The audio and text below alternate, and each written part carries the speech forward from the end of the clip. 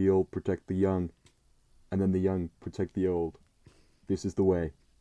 Get the fuck off my expo chef now! Jesus Christ, like a sauna in there.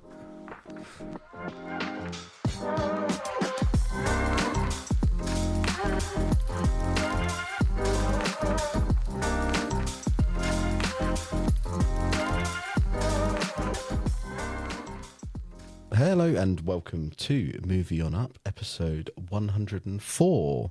A early morning recording here with a hungover Adam Barlow. and a slightly less hungover Alfie Walker. We're doing all right there. I think it's partly the heat. Listeners, we are recording this in the middle of the second May bank holiday. And oh my goodness, it's weltering out there. It's meant to be, I think, the high of today is about 28, 29. So that's hot. That's crazy. That is crazy. It's crazy. It's too hot. I like it hot, but not this hot. This is too hot. Abroad heat, the heat is different. In the British Isles, it's just too sweaty. It's too sweaty. It's too muggy. It's too muggy. It's the humidity. That's what gets you. Honestly, I don't know where my skin ends and the air begins. I need better dom heat, Alfie. That's where I thrive. Honestly, I need better dom heat. I do. I've always said this. I need to move to Benidorm. I need a Lilo. And a nice lolly. Pronto. How has your bank holiday weekend been so far, Adam? It's been okay, thank you. This is sort of my respite in between working at Sano's. So I'm off to the Sainsbury's Massive this afternoon, and then I'm working the bank holiday tomorrow. I'm producing a show, which is quite fun. So it's going to be an interesting bank holiday. I'm not really going to register it. Yeah, basically working. So yeah, fun. It means nothing to me. How's yours? I'm not working, thank God, or I might have gouged my own eyes out. Yeah, it's good. What did I do? Well, we obviously saw the reason we're doing this this podcast. We've both seen The Mandalorian and Grogu, so we're excited to talk about that. And then we had an IKEA order yesterday, so we spent a long time unpacking that. And then we had lots of issues with it, actually, not great. And then we didn't have the screws to put one of the things up and blah, blah, blah, blah, blah. So we've got to continue doing that today. But let me tell you, yes, maybe a couple too many cocktails last night. How many beers did you have? I had 4.5, and I know my limit with beers especially is 2. Because beer just gives me the worst hangover. I feel like beer I only started drinking because it was like socially acceptable in laddie. Because I would get slated for drinking a cider. And as much as I love a spicy mango picante, Harvester doesn't do that. No, so I had my hands tied and I wanted to look cool in front of my dad. I didn't want to disappoint him again. Not again. What cocktails did you have? What were you on? We had a barbecue around my parents' house, and Jacob, in his wisdom and Mary Berryness, he whipped up a strawberry daiquiri and a pina colada to take around there in a jug. So we were having that with a mix of beer and sausage and meat, and yeah, it was just a good time. But I wasn't too drunk at all. But no, good. Are you okay when you drink spirits then? If it's beers, it's like 2. Are you better drinking spirits, or are you just overall a bit of a weakling? I think I'm just a bit weak overall. Nice, yeah, good. Cheap date. Yeah. I also just think drinking too much beer makes me feel like Jabba the Hutt. You know, I do just feel like a big old space slug right now, which is not so fun. But let me, if I may, can I indulge look back me to your? I'm going to indulge deep. What did you get from IKEA? This sounds like house chat to me. The long-awaited return. Of house chat, right? Yes, it was all house stuff. IKEA famous for house stuff. So yeah. What did we buy? We bought out of shot. I might turn my camera. Actually, no, I'll ruin the shot. I won't do that. There's a lot of boxes here where we've had to empty this cupboard behind me, and we're building a storage unit with shelves, and you drill it into the wall, that kind of thing. And that was the thing we had issues with, because we have screws that have a flathead, and then the instructions are like, no, do not use flat-headed screws. only use screws which have a big rounded head, which doesn't make a difference. Yes, it does, because we tried. So we had to order some screws. We ordered a cabinet. We ordered lots of vases for our house plants. Just general bits and bobs, really. But we're back on the house grind, to be honest. We haven't done anything with the house over from Christmas to now. And then we've started again. So we're painting and sanding and cutting shelves and all that kind of thing. So next time you visit, it will be even nicer here. Whoa, is that even possible? Well, that hallway does still look like a crack den, so... Yeah. Do you still have to wear sliders or slippers when you're walking around the house? You do, yeah. Otherwise you will get nails in your feet.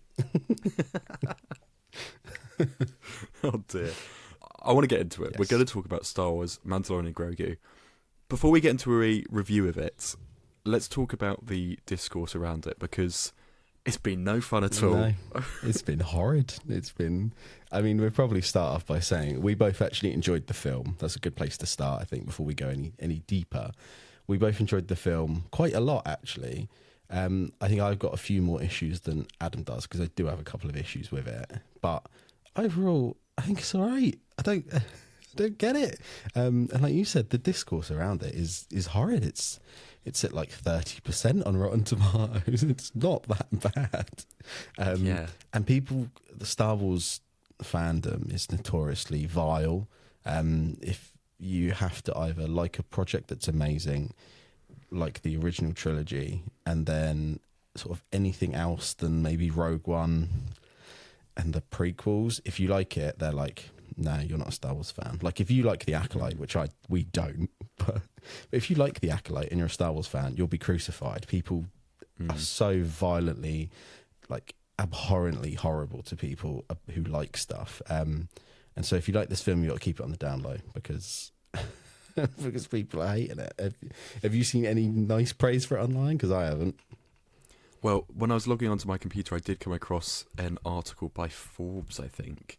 Let me try and find it, because it had quite a nice headline. I think it said something like, the critics are off their rocker, or something. What was it? Here we go.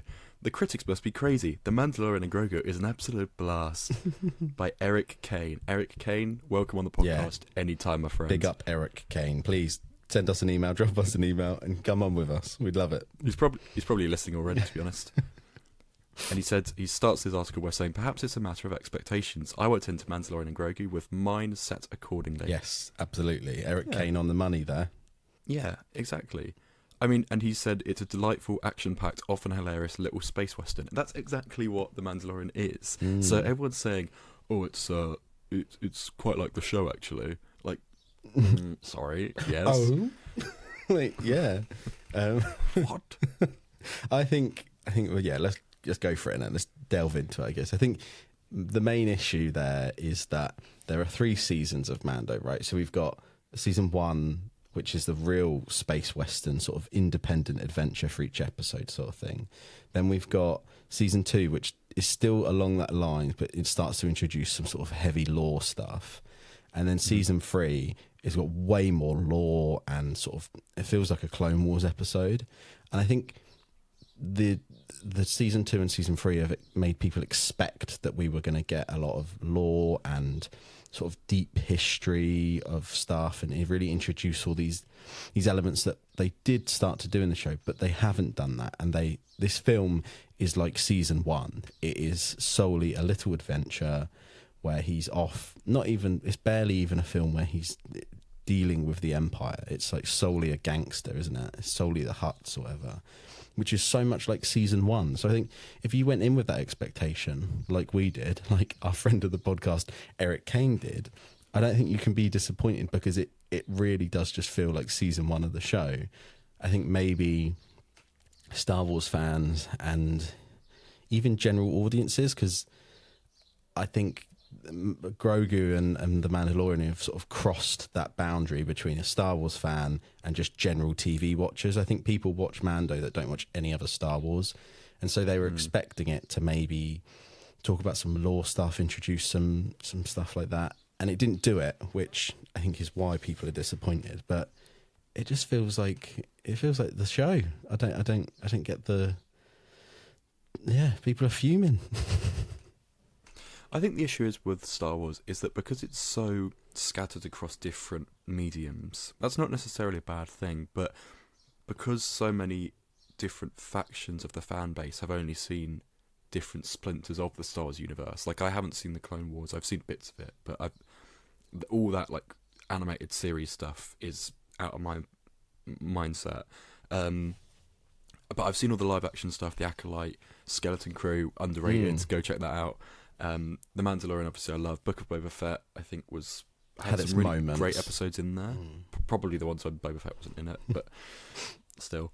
I love all the live action stuff broadly. I quite like the sequel trilogy. I like the prequels. The original is the best, of course. For my money, I love Andor, but I think personally, The Mandalorian is my favourite of the shows, even though season 3 is a little bit hit and miss at times. I just think there's an issue where people are coming at each project with different expectations and with different groundings of knowledge. So some people are expecting Clone Wars storytelling, which I think this film kind of is. But it's weird because even the people that like the Clone Wars are still like saying, well, there's no lore in it, there's no plot. I'm like, well, there is plot in it. I thought it was quite cool. I really liked this film a lot. I mean, we joke that we're Star Wars shills, right? But yeah, I am. But yeah, well, yeah. There we go. Thanks for listening. But I just really enjoyed it. I knew exactly what I was going to get. I think, having seen so many bad reviews, that almost helped me enjoy it more because I was like, well, I knew I was never going to dislike it just because of the sort of Star Wars storytelling I enjoy. I think the Mandalorian and Grogu, their bond is some of the strongest stuff in Star Wars storytelling. And I just really like their dynamic. And I think, personally, the vibe I got from this was it was a blend of both the TV show on Disney Plus and the Star Wars Jedi video games. Because particularly the first one, I haven't played the second, so I can't speak on that, but Fallen Order, there's many a time where Cal Kestis gets knocked out by a bounty hunter, thrown into a wrestling ring or into a situation where you have to fight an alien monster to get out of it. And I think there's quite a lot of that in this film. It's quite video gamey, yeah, absolutely. All it is. But I love that. I just had a total blast with it. I had my big old tub of popcorn, I had my drink with Mando and Grogu on it, M&Ms to sprinkle into the popcorn. It was just such a joyous evening, and I had a busy week, and I wanted nothing more than to sit down in iSense and just fully immerse myself in this world and go to different planets that we haven't seen before in live action. Like, all that stuff was so enchanting, and it really transported me, and I loved spending time with these characters. I loved the base of the Rebels. That, like, Zeb being in it was cool. I really liked Ross the Hutt was excellent. There's no way they made that character quite fun and cool. I don't get it, but they managed to pull it off. There's so much in there that I enjoyed. It's like you said, it was definitely like an experience as well, because I've been looking forward to it for ages. I went with Lenny, I went with Jacob.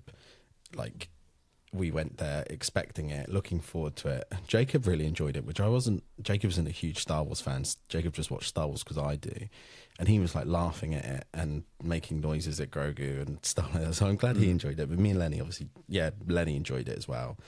Like you said, though, I think it's just the experience of it, the big screen, the sat down. We haven't had a Star Wars one for 7 years. It was so nice to go in a cinema and watch it. I'm fed up of Disney Plus shows, if I'm honest. I want Star Wars back on a big screen, and that's my worst nightmare, is that this isn't going to, unfortunately, make them do it. My audience was dead. My audience was absolutely dead. It was full. There was not a single seat free. It was the busiest I've seen a cinema in a long time, and I was the only one making reactions at certain characters or laughing. And what was yours like? I mean, I'm going to presume similar, because I think, like I said, it's crossed a boundary now where normal people go to the watch Mando, so it was a very normal audience of people. But yeah, what was yours like? Sorry. Very male heavy. Lots of dads and their sons, which I really liked. That's cool. And I could tell it was dads that maybe don't go to the cinema all that often, but will go out to see a Star Wars film, and probably have watched The Mandalorian Grogu through lockdown and Well, their kids growing up over the last 6 years, yeah. And I think that's such a sweet, thing about this film, because it does feel like a Star Wars film for families and for bonding over. It parallels it well, doesn't it? Really well, yeah. Yeah, I think anyone could watch this and enjoy it, which I think is also where people's criticisms have come from, where they say, well, there's no stakes, or there's no character development. I think there is stakes, because several times our character's at risk of like actually carking it, because they get into some real perilous situations. But I think the fact that there isn't any character development is a bit harsh, because I think it's difficult. They're already kind of well-rounded characters going into this film. But I'm really curious to know what people wanted this film to be. Like, I'd like to see them put out some bullet points. Like, tell me, okay, where do you want them to go? What do you want them to do? Where do you want them to be when they come out of the film? Like, I feel like it's all very subtle, but it always has been with the Mandalorian character. He doesn't speak a whole lot. You don't see his expressions very much at all. So he is this kind of machine of, being badass, but also being a bit bumbling, protecting this child that is not actually that capable yet. Sometimes he is, but other times not so much. And you've got this situation where I think they keep saying that the missions are going messy. I think from a script perspective, I wish they didn't say messy quite so many times. That's one gripe I have. There was development. It was just subtle, and you've got to lean into it. And I think the development for me that I took on was Mando is in this position where he's still kind of a bounty hunter, but he doesn't really know the benefits of working as a team or the importance of preparing Grogu for his life after he's going to eventually pass. So I think there's really big, good ideas that were sort of sprinkled throughout the show, but I think I'll put at the forefront of this that I really appreciated. Absolutely. You said about the parallel, and I think that's totally true. Like the audience and a son and his kid going to see this really matches with Grogu and Mando doing it. And I think what you said, what were people expecting? I don't know if people maybe just wanted... I don't know if they just wanted the Imperial stuff more. I think it's so solely like back to being like that Western style where it's a little serial. It's an individual little thing. He's saving right to the heart. Like it's just so...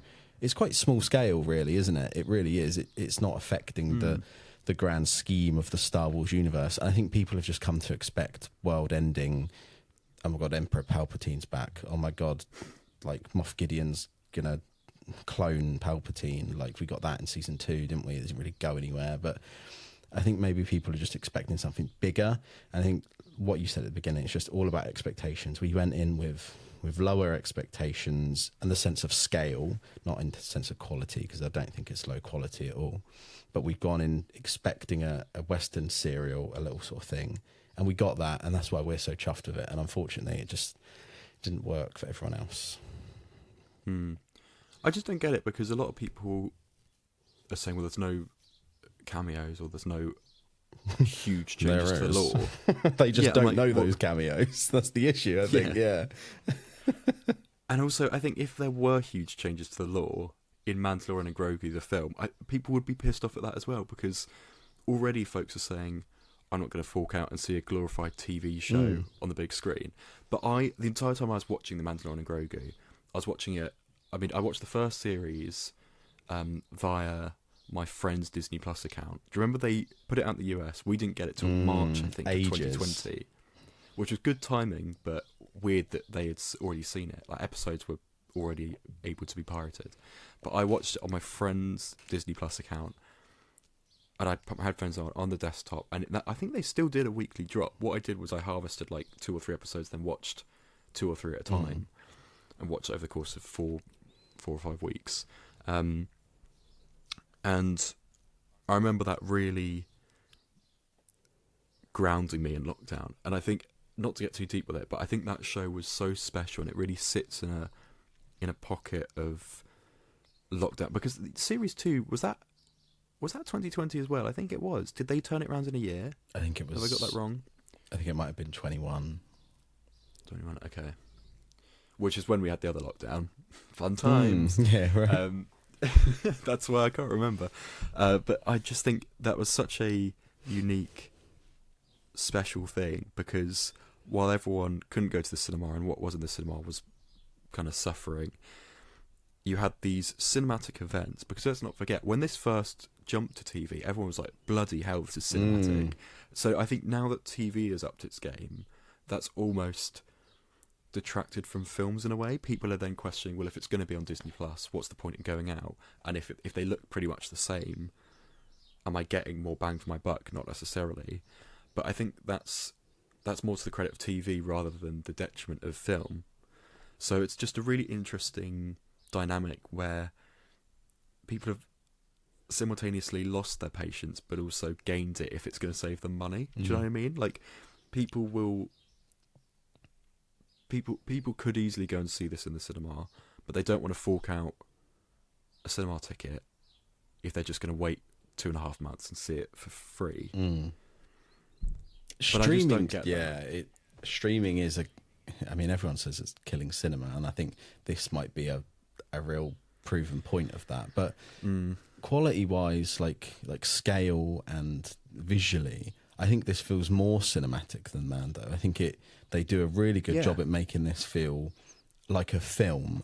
Pacing-wise, which I'll talk about in a bit, I think it's got issues, but scale-wise and like the screen, like obviously there was moments where it dropped into IMAX format. I don't know what sort of screen you saw it in, but mine, the whole film wasn't in that IMAX format. It just had those moments where it loses the bars and stuff, and it felt like a huge moment. Like it felt bigger than the TV show, which is what they needed to achieve, because like you said, they run the risk of it being identical, because the quality of streaming shows is so high nowadays that it could just feel like that. But I think it felt bigger and grander and more visually spectacular. So yeah, I mean, is it worth? We're going to do a bit of spoilers, I think, aren't we? Like, there's not, like you said to me, there's not that much to spoil. But, I mean, is it worth doing a rundown of the plot? Or is anyone who's listening to this has probably seen it? I think, we're 20 minutes in, but let's do it anyway. So it picks up maybe a couple of months after season 3. For those that don't remember, Mando is now basically part of the Resistance. Yeah, New Republic and that. Yeah. He's working with people like Zeb from Star Wars Rebels. There's some familiar faces kicking around. Sigourney Weaver's in this film for the first time in Star Wars. And he's basically an independent contractor, but picking off targets that the the Resistance or Republic send him to go and deal with. So it starts out, he's got to go and find this Imperial warlord who's protecting this planet and these people. And I thought that whole opening sequence was so good. Could not believe that was the opening scene. I thought it was the finale of the film. Yeah, they put it out on Fortnite. So you could, Oh, this is another thing. They need to stop putting out so many clips. I was really irritated, actually. This is a bit of a tangent. I'll get back to the plot in a moment. But the amount of films nowadays that put out so many social clips, to the point where you could probably cut every film together from just what's put out on Instagram and what's put out on Fortnite and stuff. What is Star Wars' obsession with spoiling and undercutting their own things on other platforms? I don't get it. Like, why would you ruin it like that and underwhelm people? If you've already shown off the grandiose, most fascinating thing, you need something else there to be a surprise. So I think that was a mistake. But anyway, the whole scene with him taking down the AT-ATs, that being said, was bloody awesome. I loved it. Peak Star Wars, it really was. Yeah. So good. So he takes out this warlord, goes back to the base, and is like, right, what's next? They need to find another Imperial warlord, which is where I think the plot is a little repetitive, I'll admit, but when I like the repetition, I quite liked each individual chunk. It was fine with me. He goes to this other planet where they've got drum and bass, like music all the time. He's then got to also track down Rot of the Hutt, who is Jabba the Hutt's son, who we've only seen once in the Clone Wars film, which is so wild. Yeah. I mean, that's quite a nostalgic thing for me. I know it's kind of crap. Hello, yeah, what was that was a fun noise. I loved that film growing up because it got me into Star Wars, to be honest. I think I watched that before I watched anything else, so that was quite fun to see Rot of the Hutt return. I saw a meme. And when they have the little hologram of him, it's so a meme saying, if I had a nickel for every time Dave Filoni directed a TV/film where Rot of the Hutt gets stolen, I'd have 2 nickels. It's weird that it's happened twice, because he literally just gets kidnapped in that first one as well, and it's the same thing there, where it's kind of 4 episodes of a TV show stitched together and put on a big screen. Yeah, that is wild, isn't it? But I just really liked it, and the film goes from there. It's basically his escapades with Grogu, protecting one another. They get separated a few times, always find their way back to each other, and it's just it gets to a sort of quite a cool finale, I think. I don't know. People saying there aren't stakes. I really felt the stakes every time he got knocked out. I was like, oh, they might kill him off in this. At no point was I was like, oh, they're both safe. Grogu could have easily got taken away for good at the end of the film, and I liked the whole stake of them destroying the Hutt's palace. Yeah. I thought that was cool. I like the whole bounty hunter side of Star Wars. Maybe that's just a personal thing. Don't get me wrong, love the Imperial stuff. I would have happily seen more of the first act, but I also liked where it went in the end, so I think I can't really complain. Like you said, it's difficult to sort of show the Imperial stuff because Mando is quite low key. He is just a bounty hunter. Don't get me wrong, he's very good, but the whole point of the Resistance or the New Republic is they are the ones. You've got Princess Leia at this point leading the operation and the senates and rebuilding the galaxy after they've taken down the Empire. They've got a whole army to take down the Imperial warlords. They've got all these Y-wings. You've still got Han and that still technically working in the lore for the New Republic at this point. You've got Luke, who hasn't gone to an island yet. He is still being a Jedi, the only Jedi left.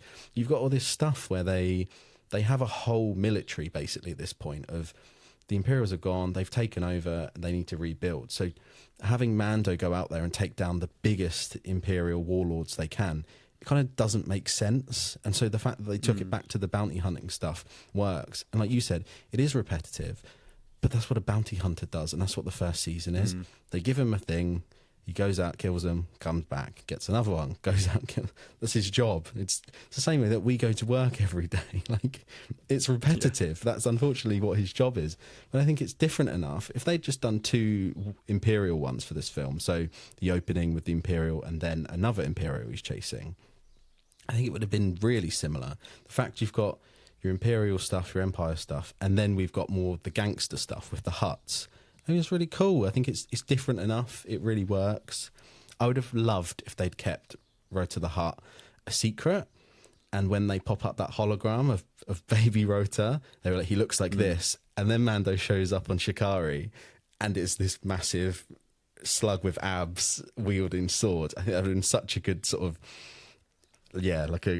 a great double take sort of thing where they fought, because the age range of the Hutts is the same with Grogu and Yoda, where they stay young for ages and then have growth spurts. So he could have theoretically still been a tiny baby, and then we show up on a planet and he's beating people up as this wham slug. It could have been a cool misleading thing. They didn't do it. Like you said, they've spoiled a little bit too much going into the film, and Disney do that all the time now, or any cinemas do that all the time. I think Jeremy Allen White was funny as Rota. I could have done with a bit more effort in the voice, but don't get me wrong, it was all right. I want to be my own man. I want to be my own man. I'm not my father. I want to earn and have my own stuff. Get the fuck off my expo chef now. Cousin. Someone get me a fucking Sharpie that fucking works. I think it's... yeah. It's a weird film for that, because even the poster, you don't have one human on it. It's all CGI creatures, digital creatures, and Mando with a mask on. So you've got no faces on the poster, and for most of the film doesn't really. So you've got Sigourney Weaver here, who unfortunately is underutilized, but she's still all right. She's still Sigourney Weaver. She is 80. I think she's pushing 80, so she can't be running about like Ripley, like she was in Alien, because she isn't 20 years old anymore. And I think that's another thing that people have to just get their expectations in the right place. She is at nearly 80 years old. I'm sure she's like 78, something like that. She should be walking the screen with a cane, theoretically. She's old enough to have one. Like, she can retire. She can. I mean, she shouldn't be doing this. Does she know that? Sigourney, you know you've got enough money. Right? You're probably all right. I hear the New Republic have a great pension scheme. Like, and yeah, like you said, we've got other characters like Zeb coming in, and they don't introduce him, and I don't think you need to. You always see shit on Twitter, don't you? But I saw someone say, like, why the hell is Zeb just in this? They don't address him at all. Who is he? And then someone like quote tweeted it and was like, oh my god, yeah, so true. I watched Empire Strikes Back the other day, and Boba Fett's just in it, and we don't know who he is. It's exactly the same, isn't it? You don't have to introduce a character and spend 20 minutes explaining who they are. We've had a cameo from him in the last season. This is enough. He just clearly works with Mando, doesn't he? Like, people who know who he is, perfect. Like, this is exactly the point I made talking about the Mario film, right? Mm. Do you remember, it was about a month or so ago where it came out, someone had said, the issue with screenwriting now is you need to over-explain everything, and streaming dialogue says everything like 3 times, just so that when you're scrolling on your phone, you could still kind of like listen along and understand. And the second a film doesn't do that, and actually trusts the audience to have a little bit of, thoughts going on behind the eyes, i.e. not introducing characters, because let's be honest, a character's name isn't actually that important at all. It's their dynamic between other characters that makes them interesting and engaging, right? And I think they get that across pretty well. So I don't think you need to have a moment where there's a boardroom and everyone goes around like, "Hi, I'm Zeb. I woke with the rebels," and then you can see me in this Disney Plus TV show.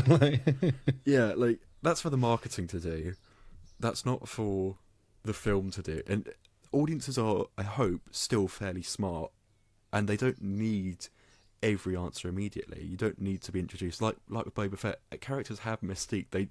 People in your life come in and go.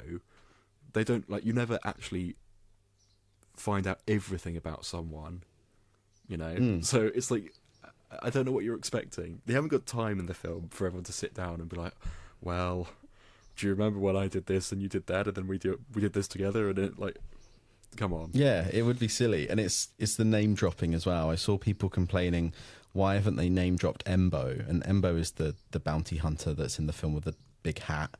And yeah, he's in the Clone Wars for maybe 6 episodes. He sort of pops in and out every now and then. But the problem with that is if they'd done a big moment where they go, his name's Embo, people who haven't seen it wouldn't have a reaction.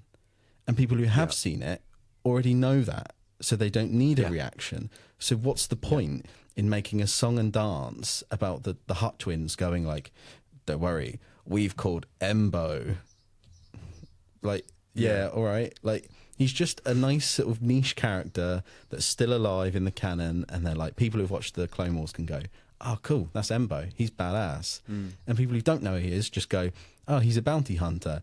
Like that moment in Empire where 5 different bounty hunters show up for 2 seconds.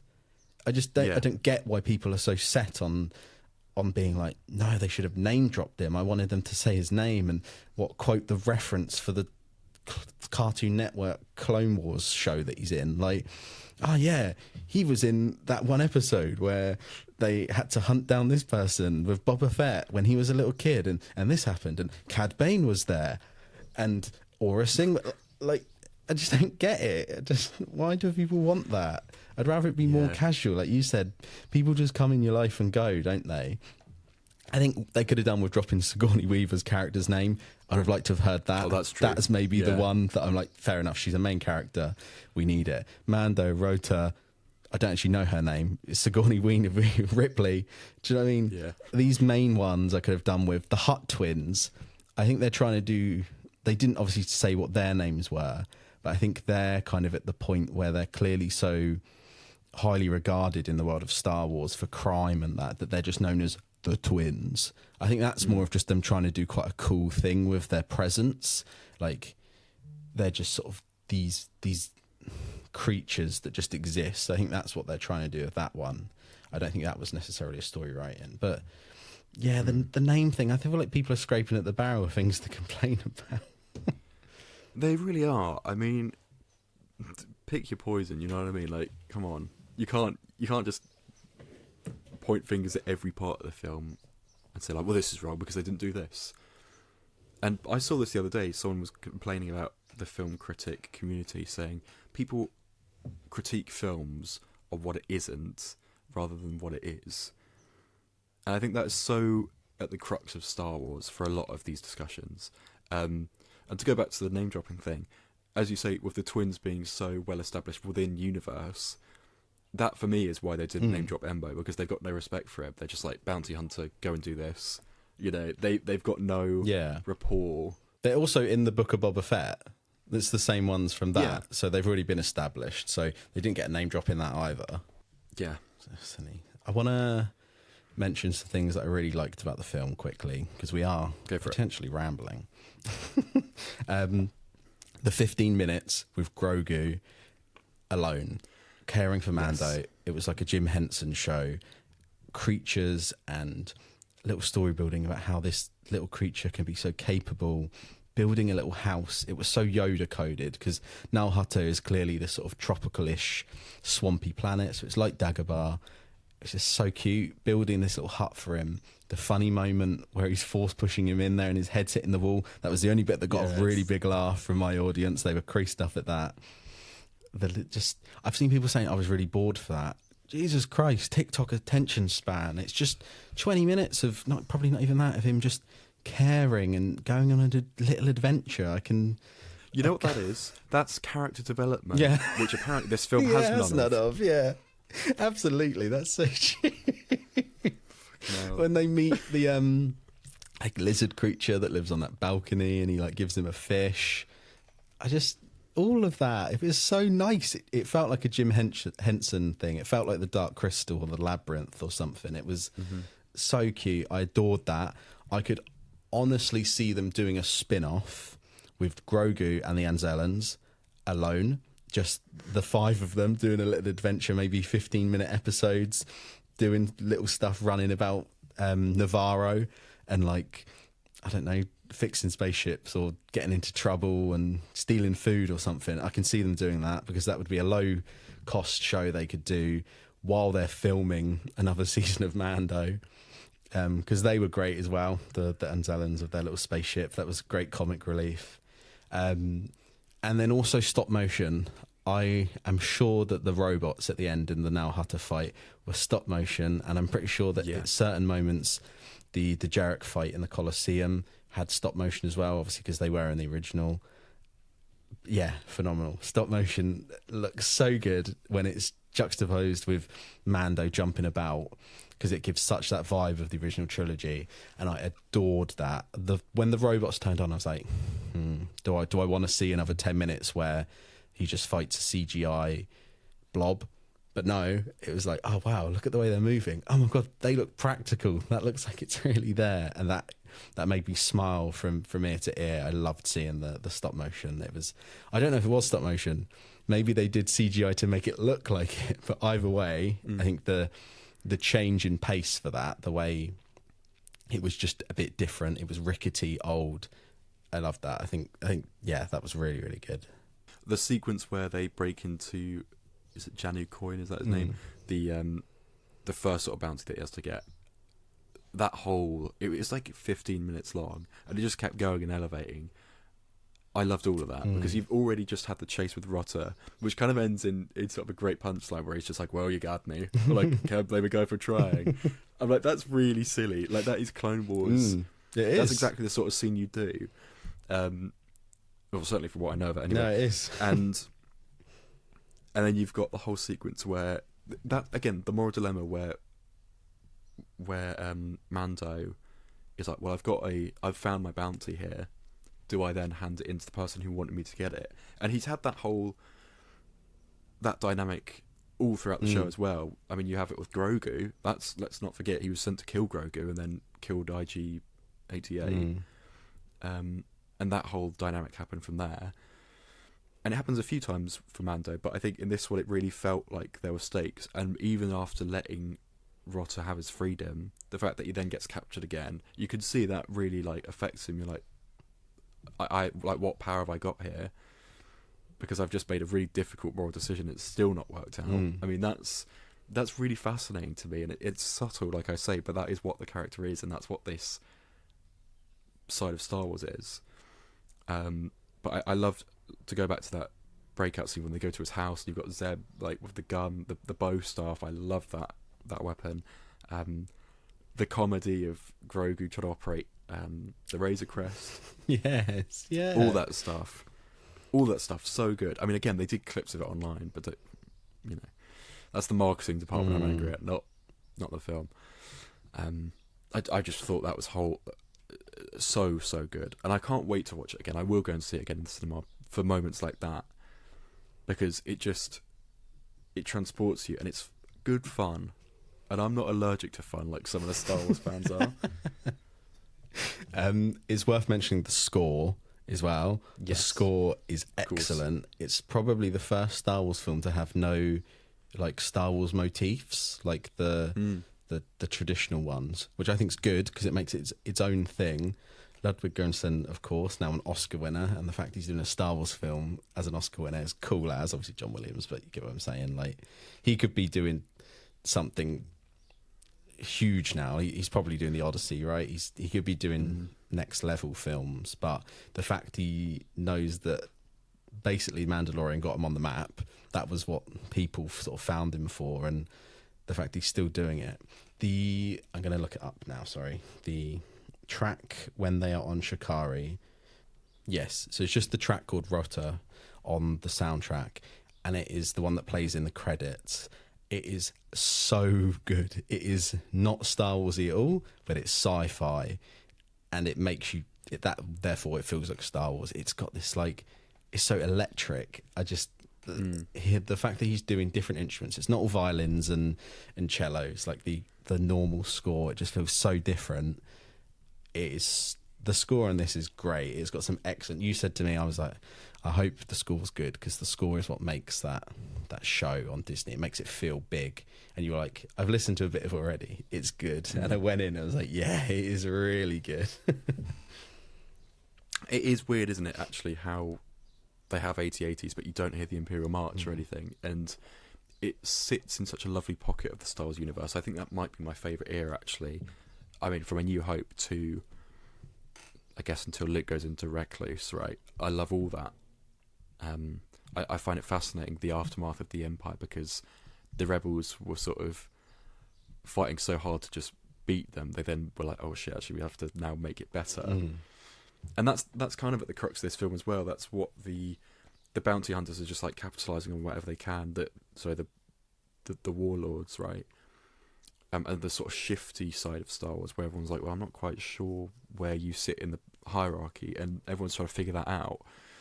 Obviously, it then all kind of settles back into pretty much what it was before, and by the time The Force Awakens. So ultimately, the rebellion kind of fails.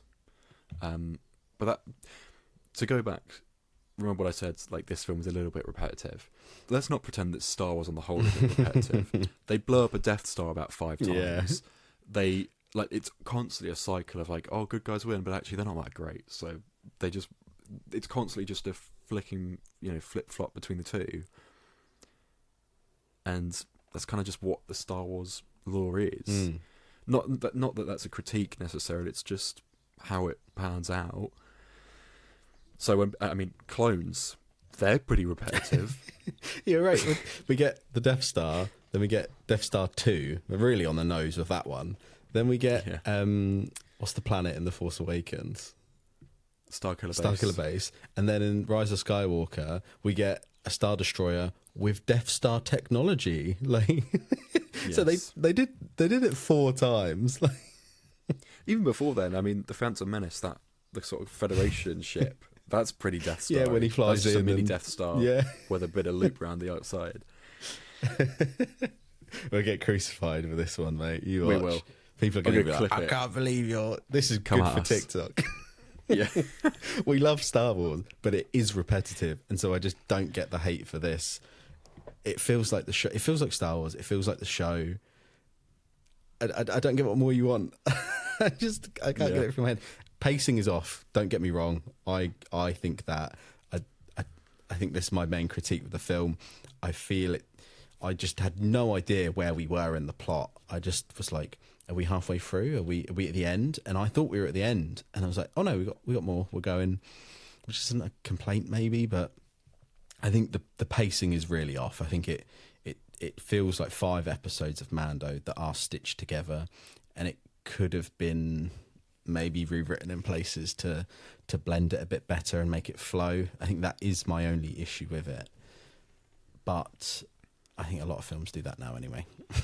with not having a 1, 2, 3 plot. That's, you don't get that now is in as many films. I don't think you can expect that. So it's not a huge complaint, but that is probably my only complaint with the film. Is it just felt a little weird. I don't disagree. I think mainly that's just for the Grogu subplot that happens, which, I mean, we've said we love. Yes, absolutely. But I think for general audiences, that is in a weird position, because at that point in the runtime, you're probably expecting something drastic to go wrong, which in a way it does. Yeah. But normally it's quite a loud moment thematically. But here it's quite subtle. Yeah, like, he's just poisoned. Yeah, he's... Yeah. And you've got Grogu, a character that doesn't really speak and doesn't really know what he's doing for a little bit. I just found that also enchanting, because I know these characters, I love them, and I want to see them succeed. And obviously, I mean, Din very well could have died from that poison. I mean, he looked in a bad way. Honestly, it took him a while. It flashed through my head at one point. I was like, well, we know Pedro wants to take his helmet off, because there's this whole background thing with the show, isn't there, where he's had disagreements with Favreau and Filoni about he wants to take his helmet off more because he's the star of the show and he wants to be on screen more. That is well known, well documented. And I was like, oh, maybe this is it. You know, we've had 3 seasons. They could do a spin-off of Grogu alone, but maybe we are losing Din here. We obviously didn't, but it was only for a brief moment. I was like, oh, maybe we are actually going to lose him. Like, yeah. And I said to you, I welled up a little bit when he's staggering through, like he's just blasting through these droids, and he gets slowly overpowered, the poisons get into him, and when he's then like staggering through the trees, like he's totally on his own. And at that point in the film, obviously you know Grogu's going to come back with the Anzellans, but at that point you think Grogu's gone, you're like, shit, like he's now on this planet that's very hostile, on his own and running out of time. I'm like, he's on his last legs here. And I thought the score really kicked in there. It kind of goes a little bit slow motion when he's running through the forest and just staggering about.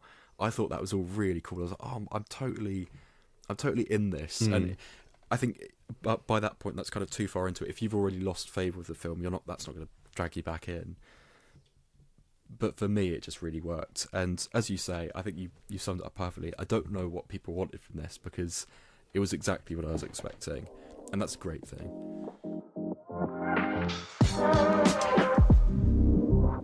Adam Barlow, have you watched The Boys? I've seen the odd episode, mainly the really weird bits. With the giant penis. Yeah. Very good. I've watched most of it, and then got, I think, halfway through season 4, and then we were moving away from Bournemouth, so it got caught up in we were moving house, we were busy, blah blah blah blah, and then we just never finished it, which it's quite difficult to jump back in at season 4, halfway through season 4. I feel like, so I will watch it, but It's obviously the finale of The Boys that is now wrapped up. And so Lenny has sent in a brief little email just to talk about it. Hello, Moving Up team. Hope you are both healthy and well.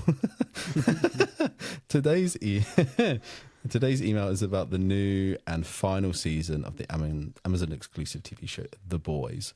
Overall, pretty mid-season. Definitely my least favourite of the 5 seasons. It has its highs and it absolutely has its lows, but overall the season feels like a big ad for the prequel show, Vought Rising, as they spent a majority of this new season setting it up with the overutilized and at the same with it being overutilized and at the same time underutilized character of Soldier Boy, who is like the second main character of the season. He really has no relevance to this season. Yeah, season finales aren't doing well. We had Stranger Things, which wasn't amazing. Game of Thrones. The final episode of the show. Sorry, go on. I've seen no one talk about this, by the way. Same. The Boys. Like, series 4, I think, was quite big, but was that 2 or 3 years ago now? Yeah, probably. And maybe 4 years ago. I feel like when it was on, it was always talked about, but I've literally heard nothing about this final season, like you said. Yeah, I didn't know it had already finished, to be honest, but fair play. Yeah, right. The final episode of the show was able to wrap up the show nicely. However, it could have done with another 1 or 2 episodes, as really nothing happens within the rest of the season. So the ending feels quite rushed. I didn't hate this season, but I didn't love it either. Compared to the rest of the show, it is absolutely a disappointment. And I wish they didn't spend so long using it as a big advertisement for another show. Thanks for reading, boys. I hope you have a lovely rest of your days. Actually, sounds like he's going to kill us. Have a lovely rest of your days. Any last words, boys? Yeah, I've heard mixed about this. I've heard that it's not as good as the rest of the show. Don't get me wrong. Like I said, I didn't finish the show, but what we did watch was great. We were really into it. It was just the awkward timing. That's why we didn't finish it. But yeah, like you said, it's made zero splash, so it can't be very good, can it? Do they kill Homelander out of interest? I don't know. I think so. I don't actually know. That's kind of the whole point of the show. I think they kill My him. opinion on The Boys is people have told me, like, oh, you'd love it. I don't think you would. No. I don't think I would, guys. I think you've got me wrong. Yeah. I think it looks loud. It's it looks gratuitous. kind of irritating. Yeah, it's like really. You've seen bits of me, but there's bits where like Ant-Man crawls inside someone's knob and like then gets bigger inside his knob and like explodes it. Like that's like the opening to an episode.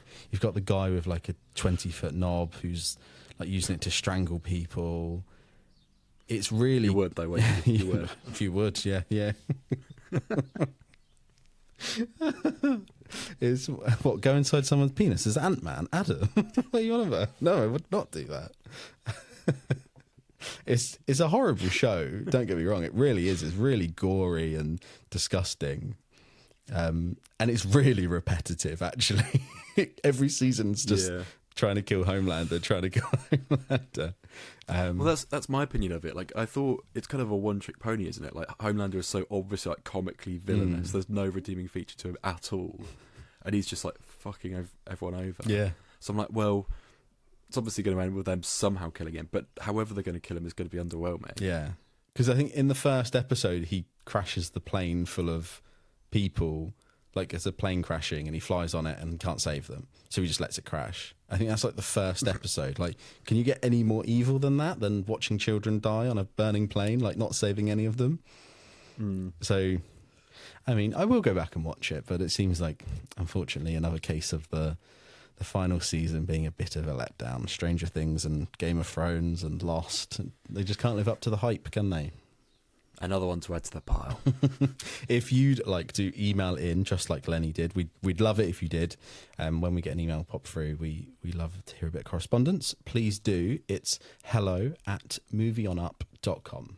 You could also get in touch via heading to our socials, Instagram and TikTok. The handles for both those platforms are @MovieOnUp. That has been an hour-long Star Wars shill rant. Or praise, I guess, not a rant. We both loved it. It's needed. Do you know what? It's funny. It's been a quite agitated appraisal. Yes. Do you know what I mean? You're like, why don't you like it? We're quite irritated. Yeah, what are you talking about? Which is such a weird scenario to be in. But if you liked Mandalorian and Grogu, please get in touch. If you also didn't like it, I guess we'll hear from you. We'll hear you out. Maybe. Depends how we feel. You could also send us some paracetamol and a bucket of ice because I'm yes, cheers for listening, and they wanna wonga. They wanna wonga. I want to be my own man. I want to be my own man. Get the fuck off my expo chef now! Cousin. Hey, cousin. I need 6 piece, 4 chickens fire. Someone get me a Sharpie. Fucking Sharpie that works.